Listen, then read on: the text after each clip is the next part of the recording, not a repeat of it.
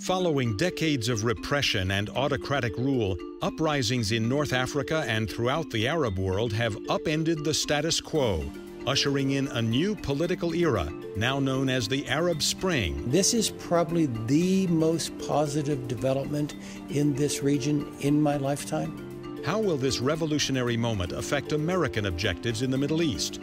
The hardest part at the moment is how to translate the street into governance. After the Arab Spring, next on Great Decisions. In a democracy, agreement is not essential, but participation is. Foreign policy is actually not foreign, and it is very much connected to every American's daily life. It is crucial for our democracy that our citizens understand what our challenges are. We can either choose to deliberately influence the shape of international events, or we can sit on the sidelines and let someone else shape those events. We have to study. We have to listen carefully. We have to be critical in our judgments about what we hear. There is not any issue that happens abroad that doesn't affect Americans directly. A kind of global commons has been created in security and economic terms, and the United States has taken the leading role in creating it. The ultimate test is to move our society from where it is to where it has never been. And that requires the participation of informed, committed, and concerned citizens. We need to shape a balance of power that favors freedom for our prosperity, for our security, and for the future of our children. A lot of people don't realize that the final arbiter of policy in our democracy is the will of the American people. We're counting on you to tell the leaders of your country what you want to see happen with the foreign policy of the United States of America. With more countries facing common challenges, we have the chance and the profound responsibility to exercise American leadership to solve our problems, and wherever we can, in concert with others.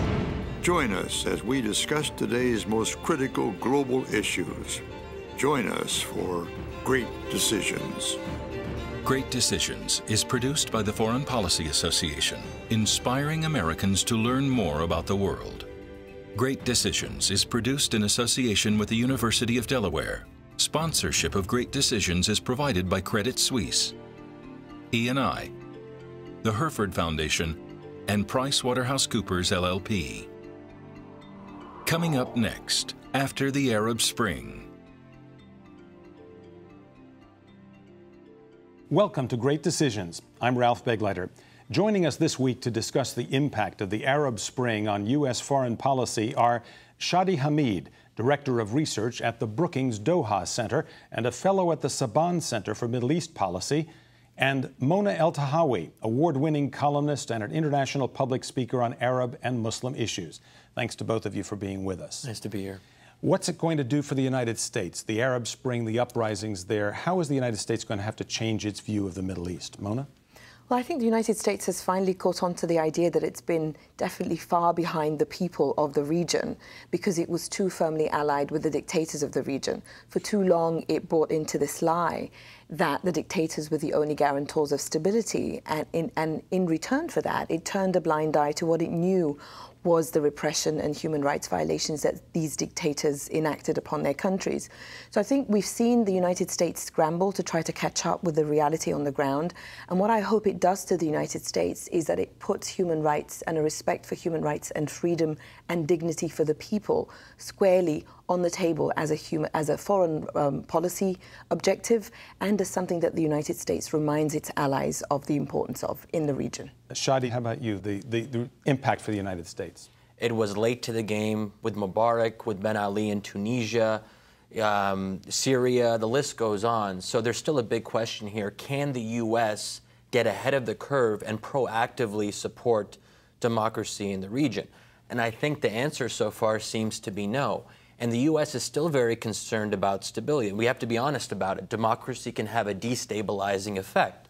And we've seen that in Egypt, for example, with the mob attack on the Israeli embassy over the summer, where, people are angry and democracies have to be responsive to the will of the people. And that means there's going to be a lot more anti-American, anti-Israeli sentiment affecting these countries' foreign policy. Let's take a look back a little bit at the past 30 years or so. We've talked with a number of other experts about this subject.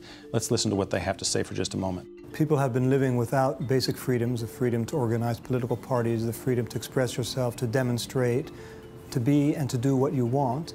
But also on top of it, the socioeconomic conditions, deprivation, corruption, injustice, poverty, and the mix of the two people have been living with in some parts of the Arab world for decades. The Arab world was seen as somehow different than the rest of the world. There was even a phrase that political scientists use called Arab exceptionalism to try to explain why democracy could advance in all these other cultures but not in the Arab Middle East. The problem is that in the short run, the stability always prevailed over the need for change. Yes, in the long run, we have to have change. But let's not rock the boat right now, which was really always what happened in terms of the U.S. policy. Governments, of course, knew that, and they preempted the emergence of any effective political organization or social organization or individuals. And for that reason, people were pessimistic about the public asserting itself. The great logjam in Middle Eastern politics, the frozen nature of the regional system, which has been stuck in sclerotic tyranny for decades, has finally been broken and is starting to crack. And this is the most exciting development in global politics in the last several years, absolutely without a doubt. To join a discussion group in your area or order a DVD of this series, visit greatdecisions.org or call 1-800-477-5836.